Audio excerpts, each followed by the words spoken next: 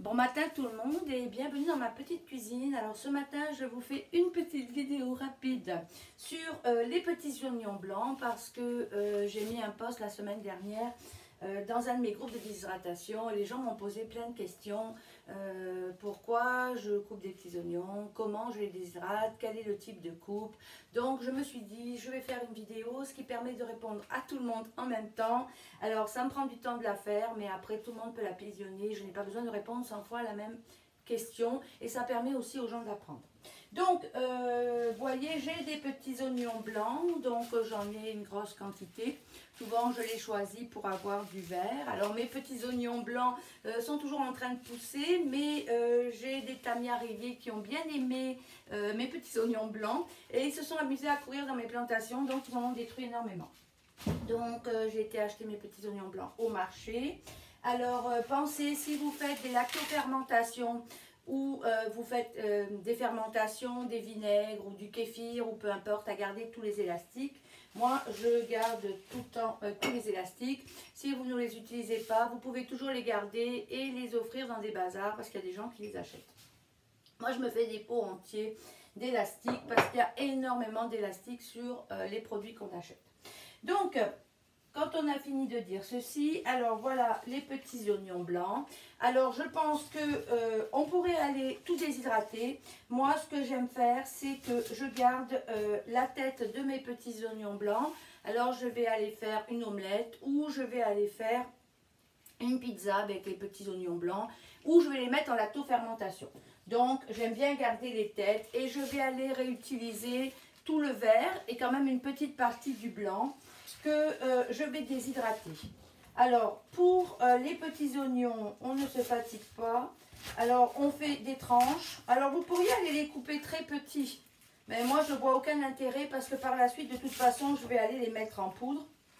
Alors à moins que vous vouliez les utiliser telles quelles sans les réduire en poudre, vous pourriez aller les couper petits. Bon, moi au départ je faisais ça, mais de plus en plus je les coupe en tronçons. Donc des tronçons, tout simplement. Alors ce qu'il faut faire attention, c'est quand on est dans le blanc, parce qu'il y a plusieurs épaisseurs, et sinon ça ne va pas sécher de la même façon quand c'est creux et quand c'est plein. Donc souvent ceux-là, je vais aller les couper en deux pour que ça s'ouvre et que ça sèche de la même façon. Alors moi, je me mets un petit peu d'eau, je les lave toujours. Alors c'est sûr que ça les mouille, il y a une très petite quantité d'eau. Mais j'aime bien les laver à l'intérieur parce que des fois il y a comme du sable ou comme de la terre. Et on ne veut pas avoir un produit qui déshydrate avec de la terre. Donc on va les rincer. Donc voilà, je vais aller les rincer. Alors je vois beaucoup de gens qui font des poudres tout de suite. Alors si vous l'utilisez immédiatement, faites de la poudre. Si vous voulez le conserver pour l'utiliser après, faites de la poudre au besoin. Donc je vais vous montrer. Je vais avoir toutes sortes de petits bocaux comme ceci. Alors j'en ai avec tous les produits. Ici c'est marqué fenouil. Et c'est pour une consommation de peut-être 2 semaines. Et quand c'est fini, j'en refais. Du coup, on ne perd pas les saveurs, on ne perd pas les odeurs et on perd moins la couleur aussi. Donc vraiment, mixer ces poudres au dernier moment pour utilisation et le faire au fur et à mesure. Donc voilà, ici je les ai nettoyés. Donc là, j'en ai fait des plus gros.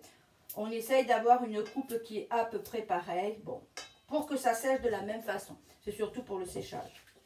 Donc je vais aller les mettre sur mes portoirs. Donc ici, voilà. Donc vous voyez, voilà.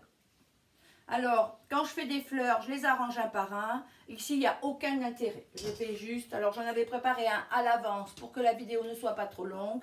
Donc, je vais aller remplir entièrement ma plaque. Et je vais aller mettre ma plaque dans mon déshydrateur. Donc aujourd'hui, je vous ai sorti mon déshydrateur. En général, il n'est pas ici, la pièce est trop petite. J'ai réalisé qu'il y a une incidence entre la taille de la pièce et le temps de séchage. Donc il va sécher dans une pièce beaucoup plus grande qui est à l'avant. Les légumes, ils se déshydratent à 125 degrés Fahrenheit ou à 52 degrés Celsius. Et ça va tourner. Alors ça va tourner combien de temps? Peut-être 4 heures, peut-être 5 heures. Alors le temps est une variable, c'est-à-dire qu'il va tout le temps changer. Il dépend de l'humidité. Donc là je les ai lavés, ils sont beaucoup plus mouillés. Ça dépend de la température, s'il pleut, s'il fait chaud, de l'humidité dans votre pièce. Ça dépend de la force de votre déshydrateur. Si aujourd'hui je remplis 2 racks, par exemple, ça va sécher beaucoup plus vite que si aujourd'hui je remplis 9 racks. Aujourd'hui, il va sûrement y avoir 9 racks dans mon déshydrateur qui vont déshydrater. Donc, ce que vous faites, c'est que vous partez votre déshydrateur et de temps à autre, vous allez voir si le produit est séché. Donc voilà, c'est pas grand chose à faire. J'avais mis plusieurs photos la semaine dernière de peau finie. Une fois que c'est fini, qu'est-ce qu'on fait? On le met dans un pot. Alors ici, c'est un pot qui est pour ma consommation personnelle dans la cuisine parce que j'utilise énormément les oignons. Normalement, j'utilise des pots maçons pour les autres. Ou si je le fais en tout petit, quand je le réduis en poudre, je vais le mettre dans des petits pots comme ça qui sont dans ma cuisine, directement accessibles et qui sont mes épices. On le met à l'abri de la lumière et on l'utilise au besoin. Je vous mettrai une photo des pots finis puisque j'en ai déjà fait la semaine dernière. Alors j'ai des gens qui me demandent pourquoi faire les oignons. Pourquoi faire les petits oignons? Parce que les petits oignons, quand on les achète en hiver, ils sont jamais aussi beaux, ils sont jamais aussi peu chers. Et du coup, en hiver, je n'ai pas besoin de courir dans les marchés. En été, je fais beaucoup de marchés. En hiver, j'ai déjà mes stocks qui sont tout préparés. Donc c'est un gain de temps, c'est un gain d'espace, c'est un gain d'argent. Et c'est une facilité aussi parce que quand j'ai besoin de petits oignons, j'ai juste à ouvrir un de mes pots. Et peu importe où je suis, je peux être au fin fond du bois, j'ai quand même accès à mes petits oignons. Voilà, sur ce, je vous souhaite une bonne journée. Si vous avez des questions, n'hésitez pas à me les poser. Je prendrai du temps pour vous répondre. Au revoir.